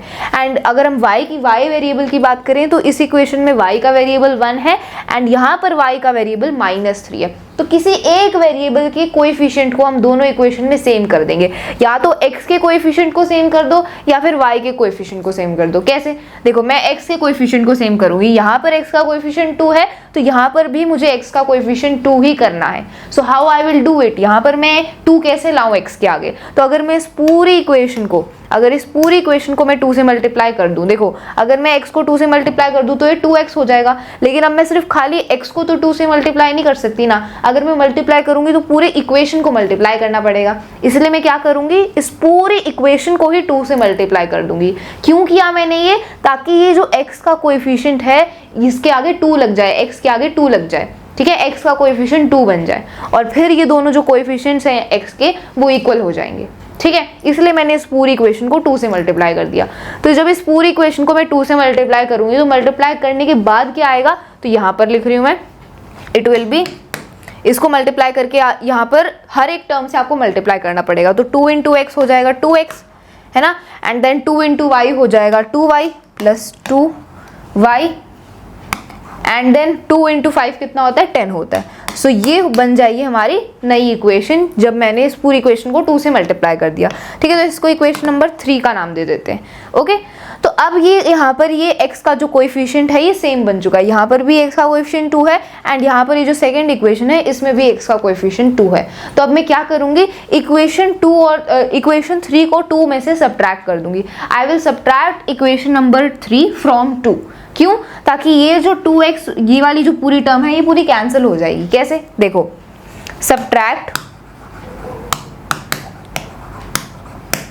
Equation 2 from equation 3 from equation 2। मैं इक्वेशन 2 में से इक्वेशन 3 को सब्ट्रैक्ट कर दूंगी। ठीक है, सो कैसे सब्ट्रैक्ट करते हैं, यहाँ पर मैं सब्ट्रैक्ट करके दिखा रही हूँ। I am subtracting equation 3 from 2, तो 2 को हम सबसे ऊपर लिखेंगे। सेकंड इक्वेशन क्या है, 2x minus 3y is equal to 4। ठीक है, एंड इसमें से हम सब्ट्रैक्ट कर रहे हैं इक्वेशन नंबर 3 को, तो इक्वेशन नंबर 3 है ये 2x plus 2y is equal to 10। Subtract कर रहे हैं हम इन दोनों इक्वेशन को, तो ये जो नीचे वाली इक्वेशन है इसके साइन को हम चेंज कर देंगे, इतना हमें पता है। तो ये प्लस 2x है, ये माइनस हो जाएगा, ये प्लस है, ये भी माइनस हो जाएगा, एंड ये प्लस 10 है, ये भी माइनस 10 हो जाएगा।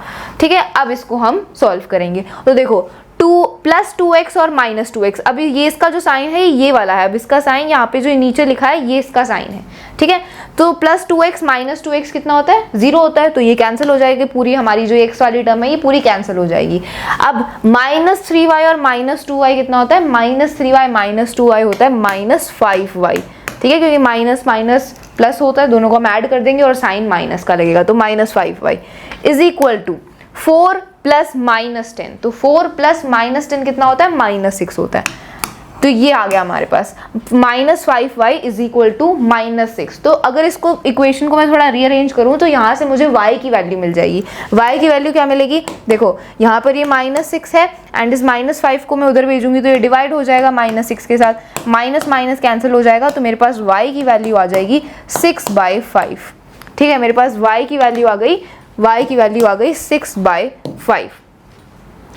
ठीक है, क्या किया मैंने, एलिमिनेशन मेथड में हम किसी एक टर्म को एलिमिनेट करते हैं। एलिमिनेट करने के लिए कोएफिशिएंट सेम होने चाहिए, है ना, कोएफिशिएंट सेम होने चाहिए और साइन डिफरेंट होने चाहिए, तभी हम कैंसिल कर पाएंगे। तो यहाँ पर मैंने x का कोएफिशिएंट सेम किया, दोनों को 2x कर दिया, एंड देन जब मैंने सब्ट्रैक्ट किया तो फिर ये पूरी टर्म x वाली जो टर्म है वो पूरी कैंसिल हो गई, तो एलिमिनेट हो गई। That's why this is called elimination method. ठीक है, फिर मैंने इसको सॉल्व किया तो यहाँ से मुझे एक वेरिएबल की वैल्यू मिल गई, y की वैल्यू मिल गई। y की वैल्यू कितनी है, 6/5। अब y की वैल्यू मिल चुकी है, y की वैल्यू मिल गई तो x की वैल्यू भी मिल जाएगी, है ना। इस y की वैल्यू को किसी भी इक्वेशन में पुट करके देख लो, आपको x की वैल्यू मिल जाएगी। सो एलिमिनेशन मैथड में हम एलिमिनेट करते हैं, सब्स्टिट्यूशन मैथड में हम सब्स्टिट्यूट करते हैं। ठीक है, so I hope it is clear to you. तो हमें सबसे पहले कोएफिशिएंट ही इक्वल करने होते हैं, तभी हम एलिमिनेट कर पाते हैं। तो अब ये y की वैल्यू मिल चुकी है, अब इसको किसी भी इक्वेशन में पुट कर दो। सबसे पहले इसको इतना नोट डाउन कर लो, अब इस y की वैल्यू को किसी भी इक्वेशन में पुट कर दो, जैसे कि फॉर एग्जाम्पल इस वाली जो हमारी पहली इक्वेशन थी, जब हमने इसको, पहली इक्वेशन क्या थी हमारी, पहली इक्वेशन सिर्फ ये थी x plus Y is equal to 5, है ना, ये हमारी फर्स्ट इक्वेशन है। तो इस फर्स्ट इक्वेशन में ही y की वैल्यू पुट कर दो, आपको x की वैल्यू मिल जाएगी। कैसे, देखो यहाँ पर मैं कर रही हूँ इसको, where should I do it, हाँ यहाँ कर रही हूँ। ठीक है, I will put the value of y in this equation. तो पहली इक्वेशन क्या है, x plus Y is equal to 5। अब इसमें y की वैल्यू पुट कर दो, तो y की वैल्यू क्या है, y की वैल्यू है ये 6/5, तो ये हो जाएगा 6/5 इज इक्वल टू 5। अब यहाँ से x की वैल्यू मिल जाएगी, कैसे, इसको उस साइड भेज दो, तो ये हो जाएगा 5 माइनस 6/5। अब एलसीएम निकाल लो। ठीक है, तो एलसीएम हो जाएगा 5 5 1 5, दिस इज 25 माइनस 6, ये हो जाएगा 19/5। मतलब हमारे पास x की वैल्यू कितनी आई, x की वैल्यू आ गई हमारे पास 19/5। तो दोनों वेरिएबल की हमने वैल्यू निकाल ली, x की भी वैल्यू निकाल ली, y की भी वैल्यू निकाल ली। ठीक है, तो हमने इस इक्वेशन का सोल्यूशन निकाल लिया। ठीक है, सो यहाँ पर मैं इसको ब्लू बॉक्स से लिख देती हूँ, x is equal to 19/5, x is equal to 19/5। ठीक है, तो ये x की वैल्यू है। तो दोनों वेरिएबल की हमने वैल्यू को फाइंड आउट कर लिया। ओके, एलिमिनेशन मेथड में हम ऐसे ही करते हैं। So I hope elimination method आपको अच्छे से क्लियर हो गया है। अब हम एक स्टेटमेंट क्वेश्चन सॉल्व करते हैं। सो फ्रेंड्स, अब हम एक स्टेटमेंट क्वेश्चन को भी सॉल्व करेंगे, ठीक है, based on elimination method. So from the pair of linear equations in the following problems and find their solutions if they exist by the elimination method. तो ये हमें वर्ड प्रॉब्लम गिवन है, इसकी सबसे पहले हमें लीनियर इक्वेशन बनानी, pair of linear equation बनानी है, देन उसके सोल्यूशन हमें फाइंड आउट करने एलिमिनेशन मेथड का यूज करके, ठीक है। सो स्टेटमेंट क्या है, if we add 1 to the numerator and subtract 1 from the denominator, a fraction reduces to 1. तो जब हम न्यूमरेटर में 1 ऐड करते हैं और डिनोमिनेटर में से 1 सब्ट्रैक्ट कर देते हैं, माइनस कर देते हैं, तो वो किसके इक्वल है, वो 1 के इक्वल हो जाता है, जो फ्रैक्शन है वो 1 बन जाता है, ठीक है। It becomes 1/2 if we only add 1 to the denominator. What is the fraction? तो यहाँ पर फ्रैक्शन की बात हो रही है, एक न्यूमरेटर है एक डिनोमिनेटर है, तो सबसे पहले हम एज्यूम कर लेते हैं, let the numerator is equal to x. Numerator को हम x एज्यूम कर लेते हैं एंड डिनोमिनेटर को let the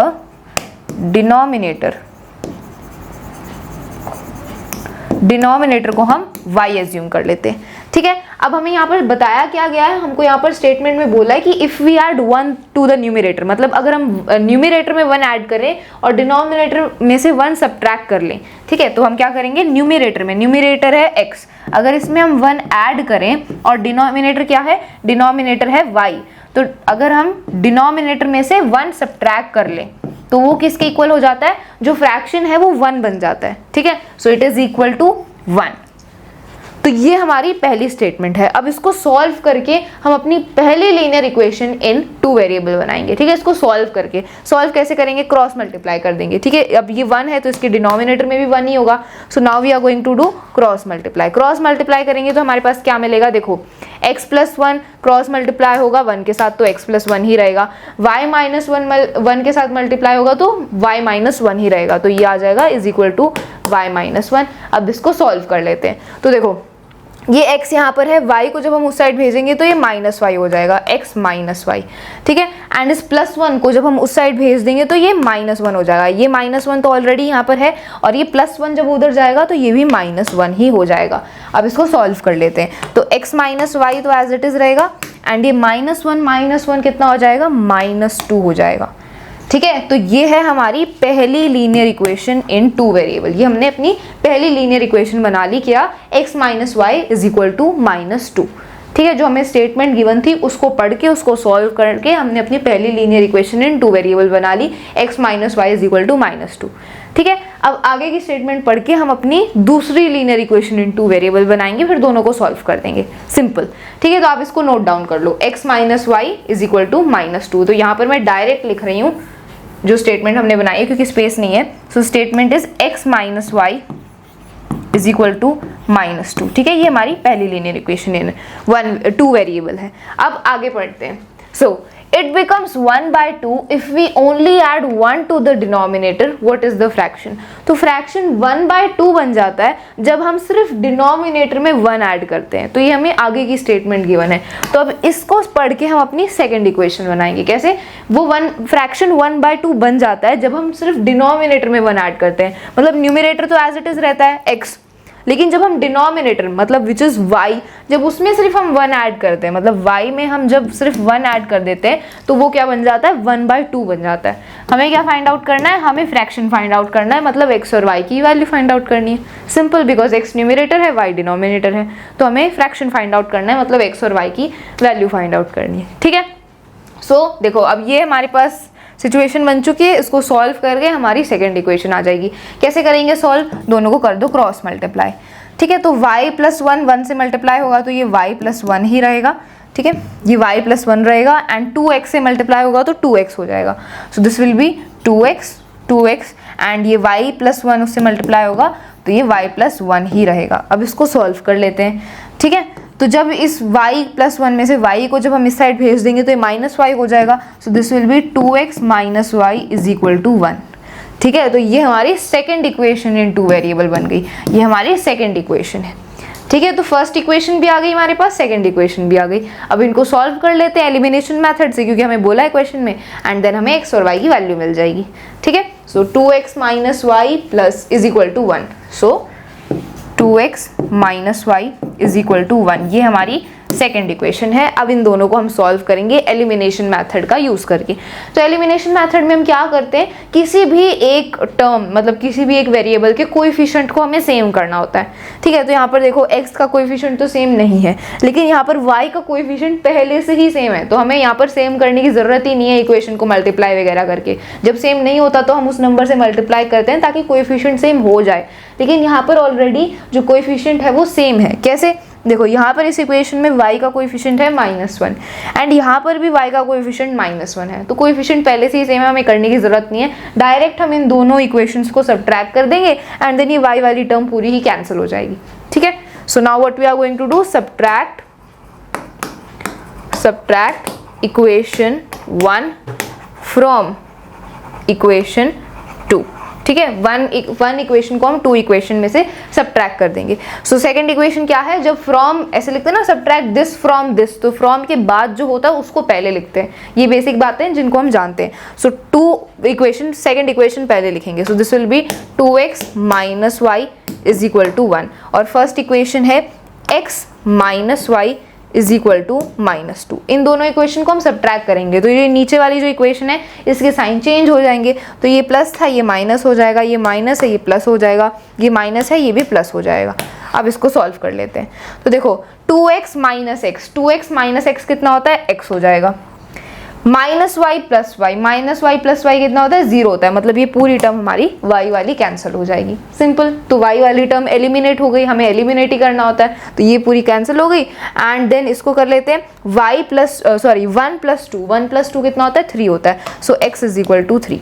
तो यहाँ से हमारे पास x की वैल्यू आ गई 3। तो x की वैल्यू आ चुकी है, एक वेरिएबल की वैल्यू आ चुकी है 3, x की वैल्यू आ गई। अब y की वैल्यू को भी हम इजीली फाइंड आउट कर लेंगे, ठीक है। तो इसको नोट डाउन कर लो, we have got the value of x 3। अब इस x की वैल्यू को किसी भी इक्वेशन में पुट कर दो, आपको y की वैल्यू मिल जाएगी। किसी भी इक्वेशन में पुट कर दो, जैसे यहाँ पर ये जो हमारी फर्स्ट इक्वेशन बनी थी, इसी में x की वैल्यू को पुट कर दो, आपको y की वैल्यू मिल जाएगी। कैसे, देखो इसको नोट डाउन कर लिया। अब देखो y की वैल्यू फाइंड आउट करते हैं। सो हम क्या करेंगे, x की वैल्यू आई थी 3, उसको इस फर्स्ट इक्वेशन में पुट कर देंगे। तो फर्स्ट इक्वेशन क्या है, x minus Y is equal to -2। x की वैल्यू थी 3, तो 3 हमने पुट कर दिया, -y इज इक्वल टू -2। तो 3 को उस साइड भेज दोगे तो -3 हो जाएगा। So -y is equal to -2 and उधर जाके -3 हो जाएगा। तो -2 -3 कितना होता है, -5 होता है। So this will B -5, minus cancel हो जाएगा और हमारे पास y की वैल्यू आ जाएगी 5, ठीक है। तो y की वैल्यू भी हमने फाइंड आउट कर ली 5। बहुत ही सिंपल था, एलिमिनेशन मेथड हम सीख चुके हैं, बस यहाँ पर स्टेटमेंट से हमें इक्वेशन बनानी पड़ी, देन उस इक्वेशन का हमने सोल्यूशन निकाला। तो y की वैल्यू मिल गई, x की वैल्यू हमने ऑलरेडी फाइंड आउट कर ली थी। x की वैल्यू कितनी थी, x की वैल्यू थी 3, ठीक है। तो यही हमें फाइंड आउट करना था। तो फ्रैक्शन क्या है, what is the fraction. Fraction हमने न्यूमरेटर को एज्यूम किया था x और डिनोमिनेटर को एज्यूम किया था y। तो न्यूमरेटर है x कितना है 3, तो न्यूमरेटर हो गया 3 एंड डिनोमिनेटर y की वैल्यू कितनी है 5। सो दिस इज 3/5। तो फ्रैक्शन क्या है, फ्रैक्शन इज 3/5। ये आपका फाइनल आंसर होगा, ठीक है। सो लास्ट में आपको स्टेटमेंट लिख देनी है। So the required fraction is 3/5, okay.